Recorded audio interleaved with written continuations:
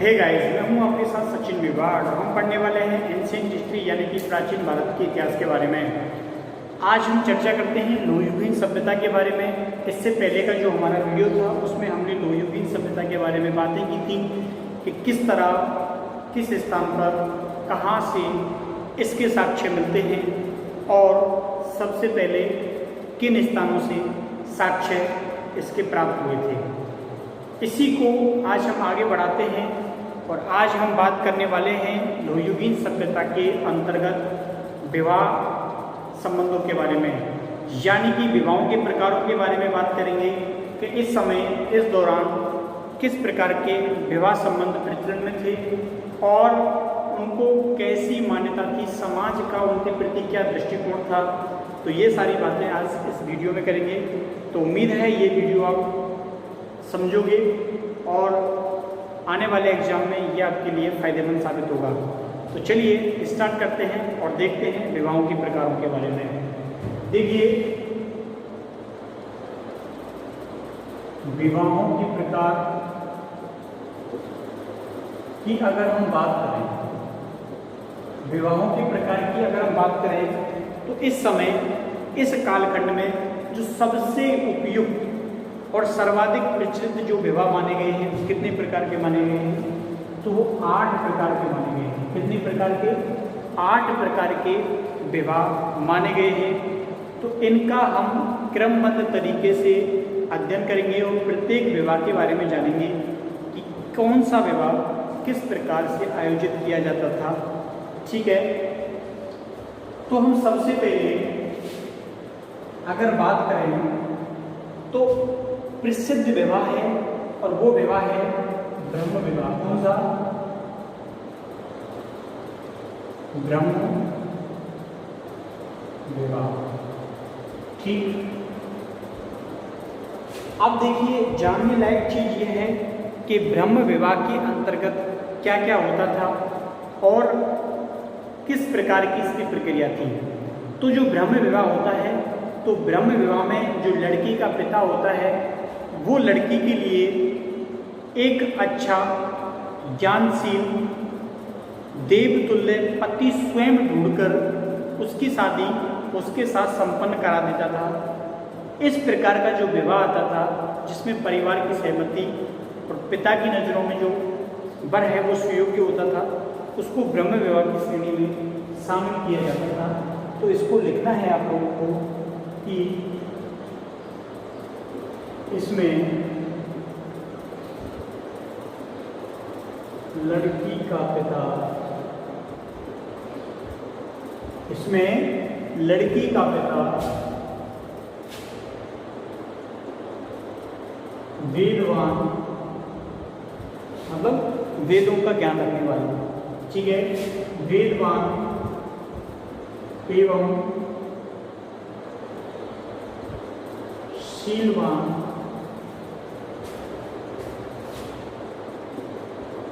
पुरुष ढूंढकर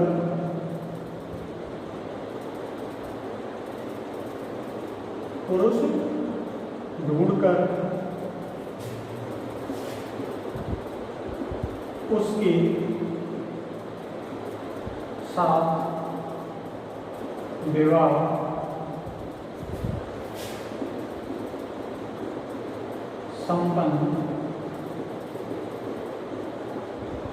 संपन्न कराता था। ठीक है, तो विवाह किसके साथ संपन्न कराता था? जो वेदवान हो, वेदों का ज्ञाता हो, अच्छी समझ हो उसको, और शीलवान हो, उसके साथ विवाह संबंध स्थापित कराए जाते थे। तो उस विवाह को किस श्रेणी में रखा जाता था? तो उसको ब्रह्म विवाह की श्रेणी में रखा जाता था। सबसे उत्तम प्रकार के विवाहों में से एक इसको माना जाता था। ठीक है, चलिए अब हम बात करते हैं दूसरे विवाह के बारे में कि इसके बाद किस प्रकार के विवाह के बारे में ज़्यादा चर्चा होती थी। तो वो है आपका देव विवाह। कौन सा विवाह? देव विवाह। ये क्या है? तो इसके बारे में क्या होता था कि जो पुरोहित होता था, खास करके ब्राह्मण जो होता था, उस समय अगर वो यज्ञ करा रहा है और यज्ञ कराने के उद्देश्य में सफल हो जाता है और वो जो यज्ञ करा रहा है वो बिना दोषपूर्ण बिल्कुल सही सलामत से अगर संपन्न हो जाए, तो जो दोष उस यज्ञ से कराने के लिए किया जाता था, जिस दोष से मुक्ति के लिए वो यज्ञ किया जाता था, अगर वो संपन्न होता है तो यज्ञ कराने वाला अपनी पुत्री का इसके साथ विवाह कर देता था और इस विवाह को देव विवाह की श्रेणी में रखा जाता था। ठीक है, तो देव विवाह लिखना है, इसमें पुरोहित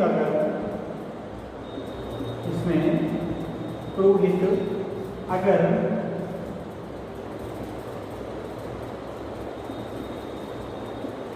बिना किसी दोष के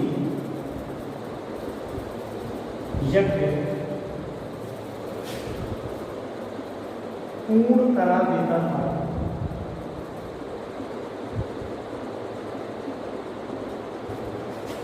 तो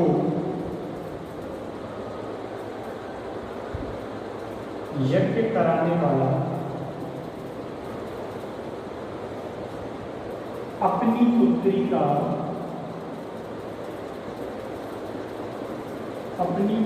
का विवाह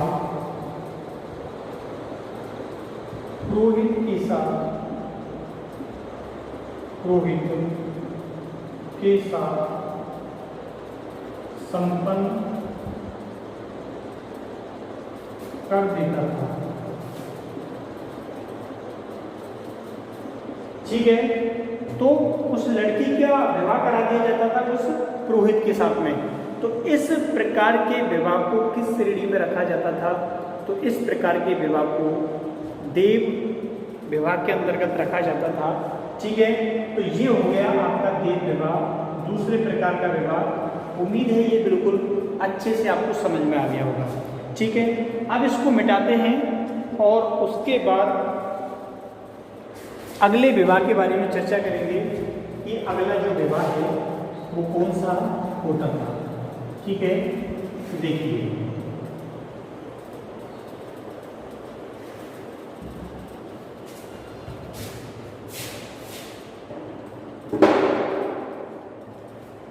अगर हम तीसरे विवाह के बारे में बात करें तो तीसरा महत्वपूर्ण विवाह जो है उसका नाम था उस समय प्रजापत्य।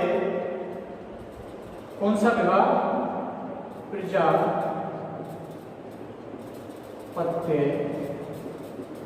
विवाह।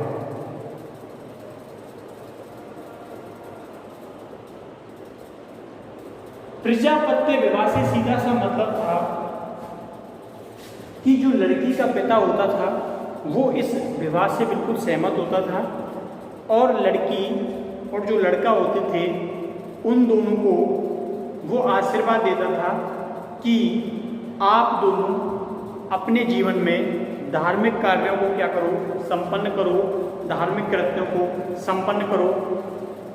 ये जो विवाह है वो बिल्कुल ब्रह्म विवाह से मिलता जुलता है। ठीक है, तो प्रजापत्य विवाह में क्या नोट करना है? यह विवाह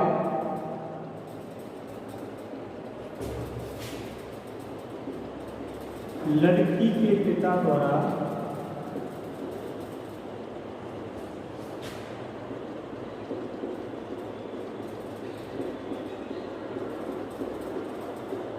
दोनों को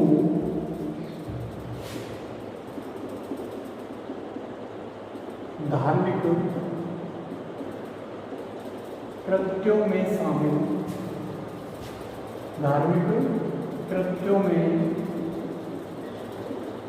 शामिल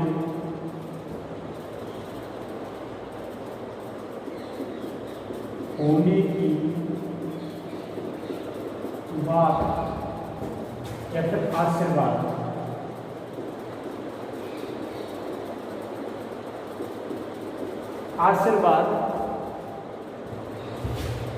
देते हुए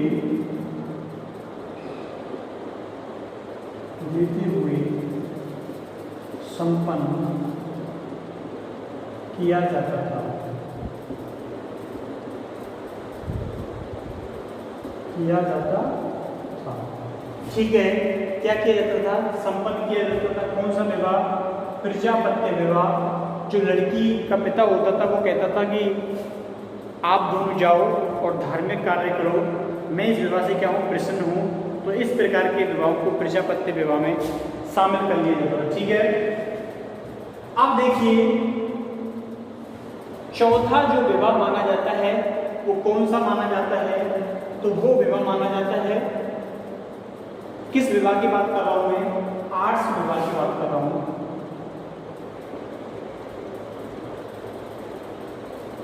कौन से विवाह की बात कर रहा हूं मैं?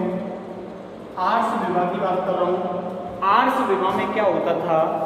आर्ष विवाह में ऐसा होता था कि जो वर होता था वो लड़की के बदले में एक बैल की जोड़ी होती है। बैल की जोड़ी का मतलब जानते हो? उसमें 2 बैल होते हैं। तो बैल की जोड़ी जो होती है वो उसको दे देता था और उसके बदले में विवाह संपन्न हो जाता था। इसका मतलब बिल्कुल ये नहीं है कि लड़की को उसने बैल के बदले में बेच दिया, ठीक है। ये केवल सगुन के रूप में ऐसा kiया जाता था। तो इस प्रकार के विवाह को आर्ष विवाह की श्रेणी में शामिल किया जाता था। लिखना है इसमें लड़की का पिता एक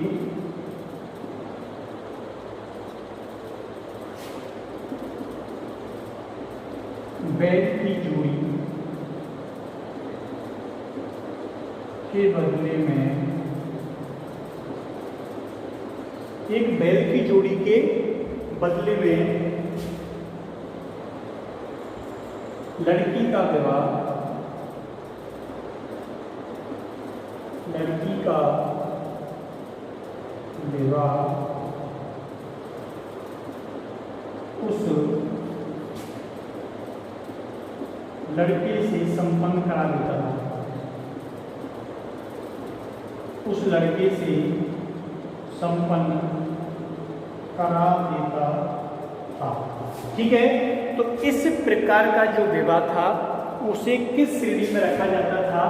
तो आर्ष विवाह की श्रेणी में रखा जाता था, ठीक है। किस में रखा जाता था? आर्ष विवाह की श्रेणी में रखा जाता था। उम्मीद है ये समझ में तुमको आ गया होगा, ठीक है। अब हम 5वें विवाह के बारे में क्या करते हैं? बात करते हैं कि 5वें विवाह में किस विवाह को शामिल किया जाता था। तो 5वें विवाह में असुर विवाह को शामिल किया जाता है, ठीक है। असुर विवाह,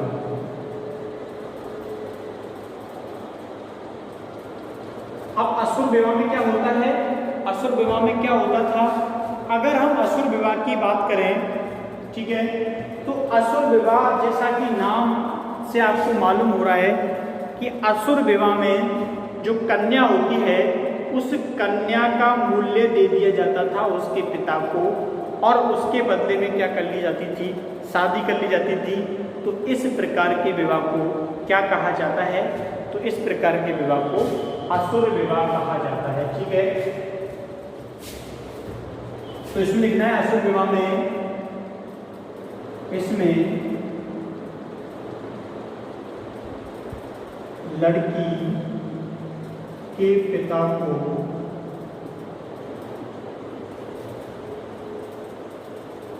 लड़की का मूल्य देकर, यानी कि वो उसका पिता निर्धारित करेगा कि वो कितने रुपए मांगना चाहता है, ठीक है। कितने रुपए की डिमांड कर रहा है? जैसे आज शादी विवाह होते हैं तो लड़के वाले मांग करते हैं कि हमारे लड़के की शादी हम 5 लाख 10 लाख। तो पहले इस विवाह में लड़की की ओर से डिमांड की जाती थी कि इतने रुपए में क्या होगा? विवाह होगा। तो लड़की के पिता को, ठीक है, लड़की का मूल्य देकर विवाह संपन्न किया जाता है। क्या किया जाता है, संपन्न किया जाता है। ठीक है, संपन्न किया जाता है। तो इस प्रकार के विवाह को किस नाम से संबोधित किया जाता है, तो इस प्रकार के विवाह को संबोधित किया जाता है असुर विवाह के नाम से। ठीक है, ये बात आपको याद रखनी है। चलिए, असुर विवाह हो गया। अब हम इसमें बात करते हैं नेक्स्ट विवाह की। तो नेक्स्ट विवाह में कौन सा विवाह आता है, तो गंधर्व विवाह आता है। कौन सा विवाह आता है, गंधर्व विवाह।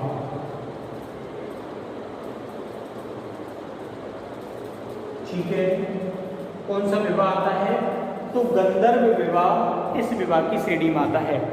क्या होता है गंधर्व विवाह में, देखिए, गंधर्व विवाह की सीधी सी परिभाषा है और वर्तमान में ये विवाह बहुत बड़ी मात्रा में प्रचलन है, यानी कि प्रेम विवाह को ही जानते हैं गंधर्व विवाह में, यानी कि लव मैरिज। ठीक है, लव मैरिज के नाम से आप समझ गए होंगे कि गंधर्व विवाह क्या होता था। तो बस यही विवाह गंधर्व विवाह होता था। प्रेम विवाह को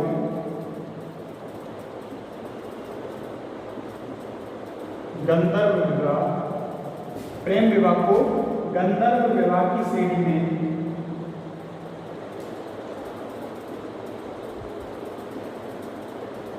रखा गया।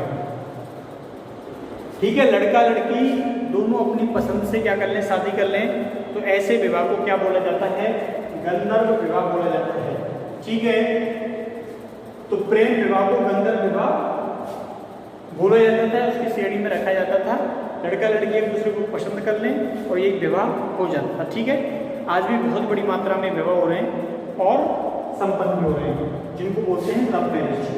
अब अगर बात करें, क्या बात करें, 7वें पॉइंट की बात करें, तो आता है कौन सा, यहाँ तक दिख नहीं रहा शायद मेरे हिसाब से, तो इसलिए थोड़ा ऊपर लेते हैं और ऊपर इसको बताते हैं। ठीक,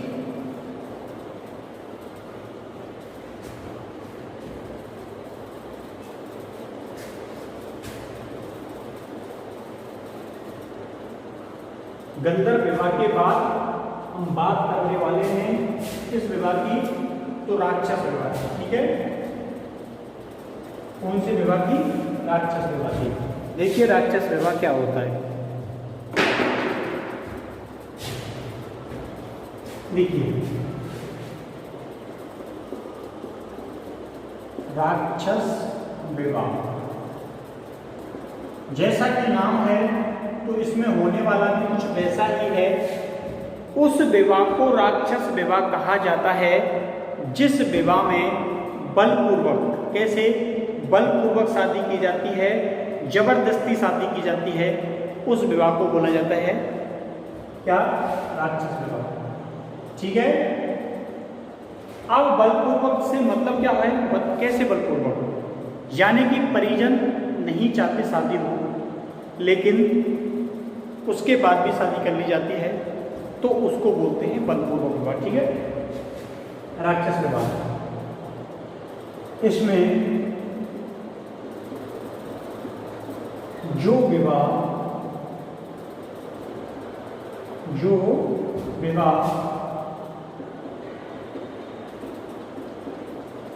इसमें जो विवाह बलपूर्वक किया जाता है, जो विवाह बलपूर्वक किया जाता है, उस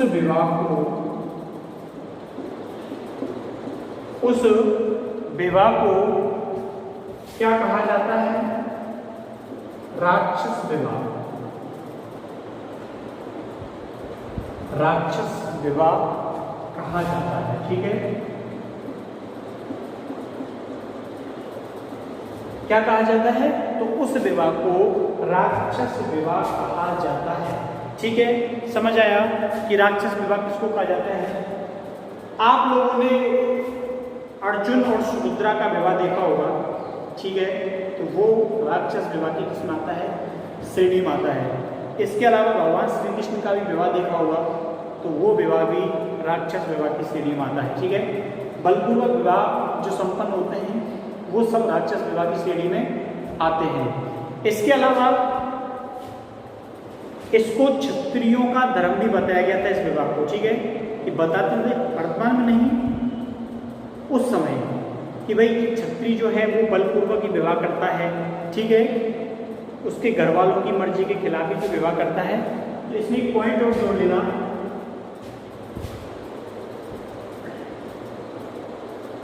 इस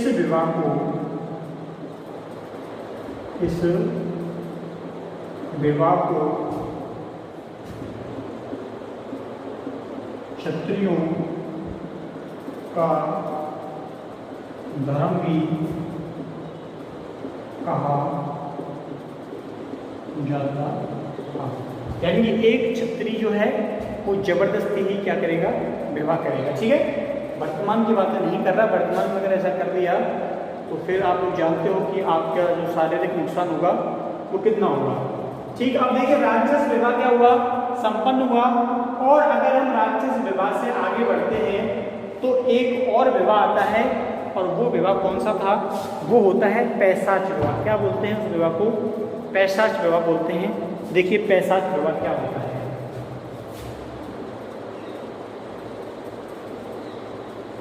पैशाच विवाह, ठीक है, पैशाच विवाह क्या होता है और पैशाच विवाह में कौन कौन सी चीजें आती हैं। देखिए पैशाच विवाह का जैसा नाम है वैसा ही काम है।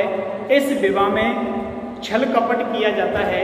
क्या किया जाता है, छल कपट किया जाता है। छल कपट किससे किया जाता है, लड़की के साथ किया जाता है। ठीक है, देखिए पैशाच विवाह ऐसा विवाह जिसमें छल कपट किया जाता है।